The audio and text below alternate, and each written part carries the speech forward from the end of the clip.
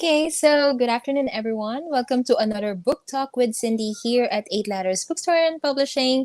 I am your host and book curator. This is Cindy Wong, and today we're going to have a back-to-back launch with none other than Daniel Indic. Oops, my apologies. So we're going to launch two books, two novels. So there's 𝐾𝐮𝐨𝐿 and there's also Pure Human.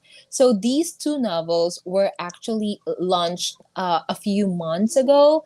Actually, several months ago. No. So we actually managed to bring this book already in the Hong Kong Book Fair. I would say yung Pure Human. And then nadala na rin siya sa like last year's Cebu Lit Fest. So there's that. All right. So without further ado, I would like to get Daniel Indic on stage. So Daniel, are you here? Yes There you po, go. hello. Good po. Good afternoon. Welcome to Book Talk. And this is not your first time. Yes po. Oo. Ayan. Okay. So, oops. Okay, so gusto ko lang ipakita yung isa sa mga books na ilalunch natin, which is Pure Human. And then there's also 𝐾𝐮𝐨𝐿. Can you please tell us more about these two novels? I will start sa Pure Human. It's my newest book. It's a combination of science fiction and fantasy. And it's very, adventure, also comedy, mixed up with comedy. It's an amazing book, amazing story. Parang madadala ka talaga sa fun and sa adventure, sa dimensions of world. Amazing. And the second one is the 𝐾𝐮𝐸. It's a pure fantasy book, and that book is filled with very dark, napakaseryoso. It's like overdose ng fantasy, influenced by the famous authors like Harry Potter and other fantasy books. So yes, those are my two books. There. Thank you, Daniel. So yun nga, gusto ko lang ulit ipakita. I believe you also have the copies of the books there. Can we show them to the audience? Yes po. Here's the Pure Human. And ito po yung hard copy. Yung itsura sa cover sa 𝐾𝐮𝐸. Ayan. So unahin muna natin yung 𝐾𝐻. I'm sure maraming nagtatanong, ano ba, grammatical error ba yan? Yes. Bakit 𝐾𝐻? Hindi ba siya King of Kings? Can you explain to us, like ano yung thought process mo dito sa 𝐾 Yeah, very common yung King of Kings, diba? Kasi, but I intended ko talaga na gawin siyang 𝐾𝐻 kasi in the story, may two meanings yan. Spoiler alert. It means in this sa world ng 𝐾𝐻, they abandoned the principle or method ng King of Kings kasi parang parang medieval post-apocalyptic combination. Sawa-sawa na sila sa may nagahari, isang hari, lahat ay mga sub-kings. So they decided na everybody should be kings, and whoever believe in the King of Kings principle will be persecuted and punishable by death. And there's more, of course. Okay, and there's more. Okay, so hindi pa yun yung mismong spoiler. Okay, so I hope you guys got that kasi maraming ang nagtatanong, there must be something in this na parang the general is yung King of Kings. But yeah, thank you for explaining that. So gusto ko lang din basahin natin yung blurb, no? Yung blurb na nandun sa 𝐾𝐻. Ang nakalagay kasi dito, Zinvul Variance is a young legionnaire who is an A-list warrior in the proud kingdom of Chamenos. Chamenos. So, can you explain to us, take us a little further to this world na kingdom, 𝐾𝐮𝐸. Paano yung naging world building mo dito? Maraming influence eh. It's like what I mentioned earlier, it's parang medieval siya, medieval era. At the same time, parang post-apocalyptic yung patapos ng ng present time, they have abandoned weapons and technology. They pick up their swords again, and that it started the story sa protagonist Zinvul from the very small kingdom, Chamenos, and that's Mm-hmm. the beginning of the story. Mm-hmm. Okay. Ayun. So, as I mentioned earlier, this is not your first novel. Let's take a step back. Kasi you also have Inborn Dreams, but have you published another novel ba in the past? Wala, hindi po. Ito na talaga That's siya. my first novel. That's my first novel, Mm-hmm. Kings of King. First novel. Okay, okay. Inward Dreams is self-help. It's Mm-mm-mm. inspirational book. So yeah.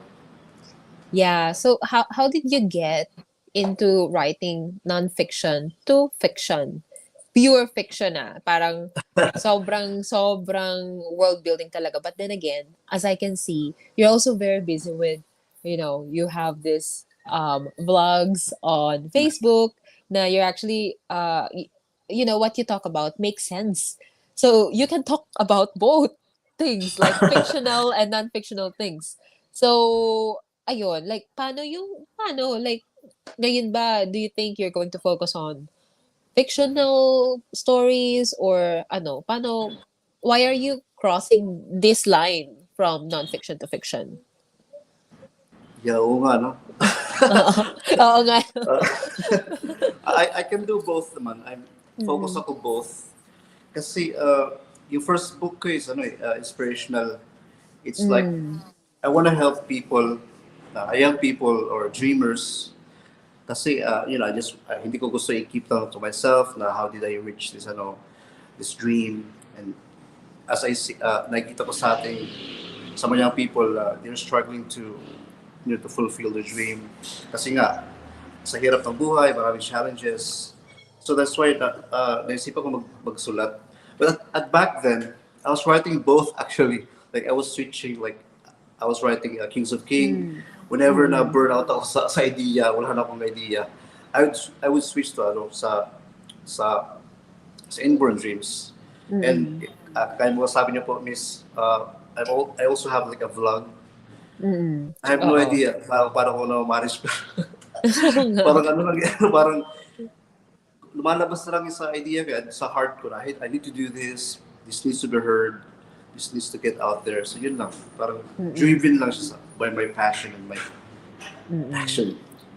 Oo. Wow. So it's basically this is your creativity juices flowing and parang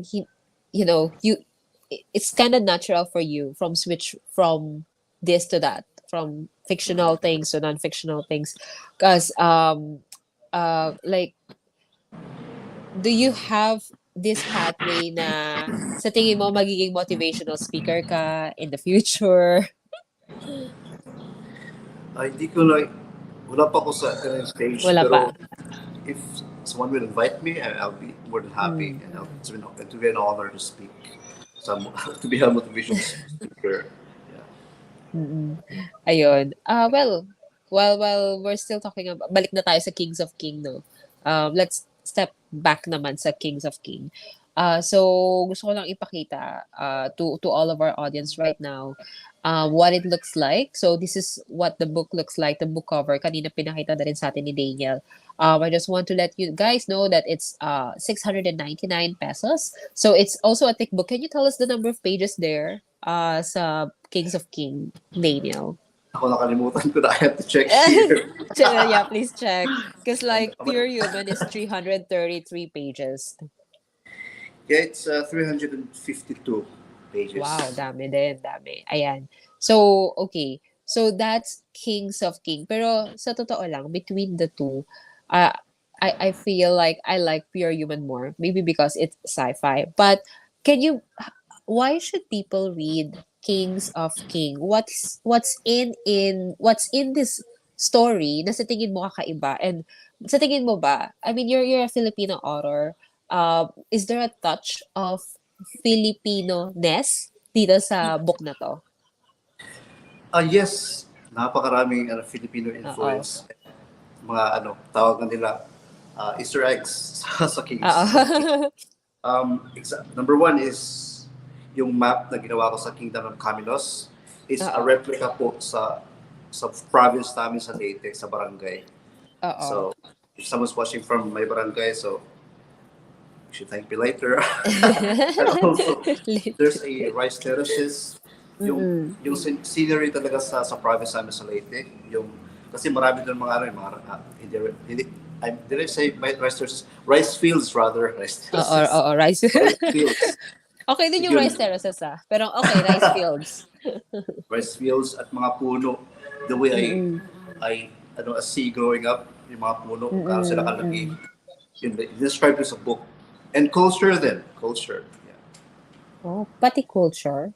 And the story, I think it's, when someone reads, you should read Kings of 𝐾𝐮𝐻 kasi it's very relatable. Painted yan na somehow life ko, childhood to adulthood. Hindi pa ako. And adventure, and I think everybody loves adventure. It's like reading a combination of Lord of the Rings, Game of Thrones, Harry Potter. Imagine. Yeah. Wow. Okay. Wow, parang ang daming pwedeng mabasa dito. So Daniel, dun, balik lang ako ulit. May follow-up question ako sa Filipino-ness ng Kings of 𝐾𝐮. So, how about, yung sa world building, how about the climate? Kasi like sabi mo, Leyte was your inspiration in this novel. How about yung climate, yung seasons? How did you talk about that? Yeah, sa story kasi, yung lugar nila, may reason hindi siya kagaya ng it's more fantasy. It's parang yung sun hindi na nakita, it's always gloomy sa areas kingdom nila. And there's a reason. It's in book 2, marireveal. Hindi pa na-reveal niya sa book 1. So may book 2 ang Kings of 𝐾𝐮. Wow. Meron pa sequel. Ongoing. Okay. Great. So yun, what more should I say? Yun yung climate. It's fantasy. Hindi ko finalo yung mainit naman siya. Yeah, walang season. Okay. More on tropical kasi mainit. Tropical. Oo. So Leyte. Okay. Pero sort of like may kingdom sa Leyte. Fantasy. Okay, this all came from your imagination. So there's Kings of 𝐾𝐮. Thank you, Daniel. Let's hop into Pure Human naman. Itong nakikita nyo. Ito pala. Ayan, which was actually na-feature sa Cebu Lit Fest last year and also na-feature din siya. Lumabas siya sa newsfeed ko, yung memories. Last year yon during the Indie PubCon. And also lumabas din siya sa Hong Kong Book Fair this year. I believe that was June or this year. Itong Pure Human. So, ito naman, Daniel, itong Pure Human, kanina, you mentioned si Philemon. and hindi ko ito makakalimutan Like, he has a Jurassic pet, right? Kasing ng kanya ba? Like, I wanna imagine it. Like, they're standing in front of me. Yung Jurassic ba kasing tangkad niya? O para lang siyang aso na, like, up to his hips, for example. It's a big size Jurassic. Yung 4-leg siya. So, I think 10 feet tall. Yeah, in description. 10 feet tall. Okay. So, is that Jurassic like sort of the best friend? Second character sa kwento or? Yeah, in that story, yung Jurassic is very napakaamo sa kanya. And they're super best friend talaga. Kasi yung behavior ng Jurassic is para siyang aso. Kaya tinawag niya pet yun. So it's very amazing. Right. Meat lover ba siya or vegetarian? Yeah, actually mayroon yung scene na pinapakain niya tinatry niya kumain ng vegetable. Para practice. Well, kumain naman. Okay. But like, the way we're talking about Pure Human, it's like, it's as if It's like a real story na nangyari. Pero, so Pure Human, is this your first dabble with sci-fi? And also, same question with, Kings of King. How much yung Filipino influences dito sa Pure Human? Dito naman sa Pure Human, na-explore ako, like, I Mm-mm. want to include like maraming mga elements, like, Yeah. may mga robots, may mga cyborg enhanced human.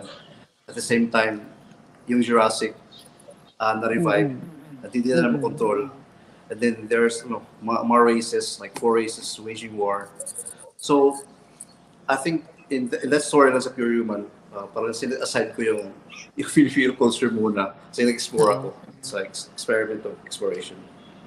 Mm-mm. Okay, okay. You set aside the Filipino nest. Okay. So, what Ay, would be sorry. Ay, ay, sorry, miss. ano? I remember meron pa na pambihirang Oo. author na akong author. Pambihirang author na di nagre-review. Yes. May test ka. Pag nag-quiz ako, sarili kong quiz, hindi ako makakasagot. Uh, si Philemon is wearing a barong. Spoiler alert. He's wearing a barong. Okay. Yeah. Wow. Barong Tagalog. May slacks ba siya? Meron siyang he's from a village. Ay kinuha ko rin sa word ng lugar ng sa Leyte din. So I think Oo. meron din pa. Ay, sorry. Akala ko wala. Meron pa na. Like, Oo. inano ko lang, pirang minix ko lang yung word. As, Easter egg. It's coming from my hometown. Oo. Talagang name ng town namin. So, Easter egg. Easter egg. Hindi siya pangalan ng subdivision. Is it really the name of the town? I'm from Dulag, so if someone's watching from Dulag, it's from the word Dulag. It's my hometown. So, yeah. Minix ko lang. Oo. Wow. You know what? Daniel? I had the same experience when I was writing the Meatball Club, because yung setting doon is Spring City. Spring City. So actually, I grew up in Cavite, and the name of the subdivision is Springville, and Springville, and naging parang naka-attach na siya sa akin, sa entity ko, sa pagkatao ko. Matagal na kaming wala doon sa Springville, but like when I wrote that story years back, parang naka-attach siya doon. So I feel what you feel when you were writing Pure Human and Kings of King. But how often do you go back to Leyte? Bihira din, like summer, minsan Pasko, and madalas pag may event, like may mga kasal sa family. Yun. Event. Oo. Kasi like sometimes, places changed. Right? So, yung sinasabi ko kaninang Springville, it has completely changed. Naging modernized na siya. So, hindi na siya yung the way I think about it. But how about Leyte? Yung the name of the town, na parang Easter egg. Is it still the same? Hindi ko pa sa story, parang kasi nag-adventure siya eh, like parang niwan yung place niya. And then na-involve siya sa war ng hindi niya alam na, kasi parang probinsyano siya eh, kumbaga. He thought na yun lang yung mundo sa village nila. And then one day nagising lang siya, nandun siya sa war ng mga the 4 races. So yun, hindi ko pa nabalikan. Siguro I'll consider it. Sa sequel. Okay. So, there's Pure Human, everyone. So, kung hindi pa kayo nakakakuha ng copy, I just want to remind you that it's only 699 pesos, and it's sobrang sulit because it's about like 333 pages. Sobrang kapal niya. Ganyan siya. Kapal. Yan. So, available din yan not just on our website, but also on our Shopee and also Lazada. So, yes, check it out. Baka maisipan namin magpa-bundle, Pure Human and Kings of King. Let us get back to you on that. So, oo. Pero maganda idea yan. Because Daniel, Daniel has also published a nonfiction book in the past, and it's called Inborn Dreams. So, I mean, if you think about the titles of his books, Inborn Dreams, Pure Human, Kings of King. Daniel, I know you talk about like different genres, you talk about different characters, but and also yun nga kanina sabi ko nonfiction. Is there like a common denominator aside like of course from you having being you as the author of these three books, but in these three books that you published in the past, like what would you say is the common denominator? Um, Pag Miss Universe. Universe. Nako, di ka na mapasok sa top 5. I'm so out talaga kapag live. I'm so dumb. Ay, no, don't say that, don't say that. Guys, sa mga nanonood sa atin ngayon, napakagaling na vlogger ni Daniel Indic. And then, whenever we have authors na fini-feature namin dito sa Book Talk, you know, we just tell them, oh, you know, just chill and, you know, what gusto lang namin mag-deep dive doon sa mismong stories, you know, sa mismong journey. We really want to get to know you. Aside doon sa mga surface level na questions. So, you know, just relax and kung walang common denominator, okay lang din naman. Hindi ko pa naisipin ano talaga common denominator sa books. Why are we doing all of this? Right, all I can say is, it looks like it's weird no pa sinabi ko. I'm inviting people to join a cause. You know, we can do this, we can achieve a dream regardless sa situation sa life. Mahirap man tayo. Tapos man, wala nagsusupport. And yun din, my books are parang portals to, you know, based from experience when I was a kid. Whenever I watch like cartoons or pumunta sa library from elementary from high school, it's like an escape place for me.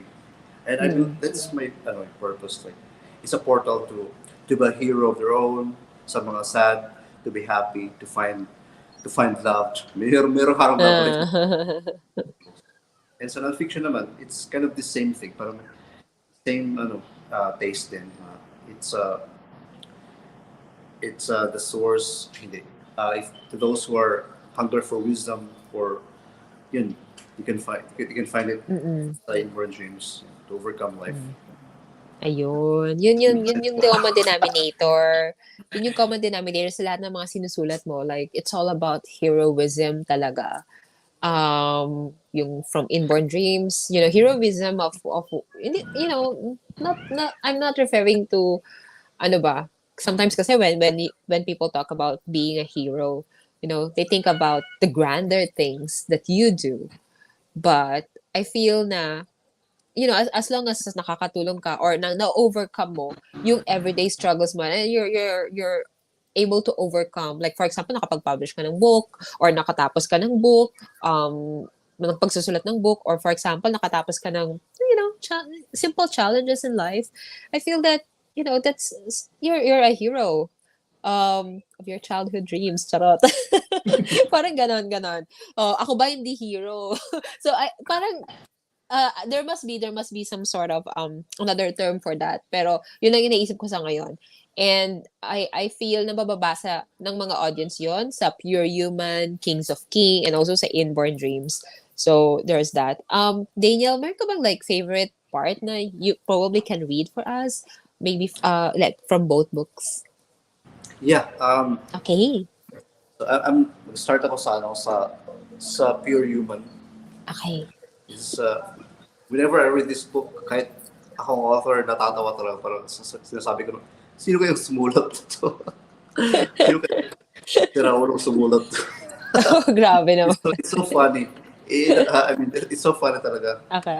Ako natatawa din. And I've shared with other people as well. And sila rin natatawa. So, I will read my best part sa comedy, the starting of the comedy, sa prologue.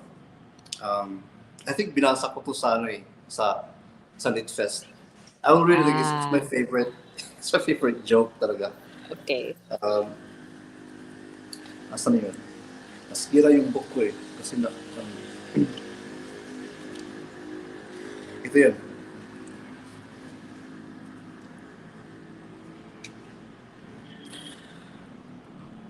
Kasi one day, ito yung context. Parang gumising na lang siya na one day gumising siya na nasa in the middle of the war na siya, the warring races. Tapos akala niya dream lang to. So ito yung naisipin niya, ano kaya gagawin ko para makaiwas sa nightmare na ito, sa bangungot ito. And ito, sabi niya, aha, I remember, father said, referring to his father, Philemon, my son, if ever you find yourself in a nightmare, there's only one way to escape. It's a secret weapon passed on us from generation to generation by our ancestors. And I've found them effective and powerful in my life. And in our entire clan, as you know it, I always had bad dreams about those cockroaches. So now, listen carefully, my dear Philemon, my son. If you are in a nightmare, the only way to escape that cruel illusion, an evil dream, is you should be. Just be. And you will be free in an instant. Remember that as long as you live, my beloved son.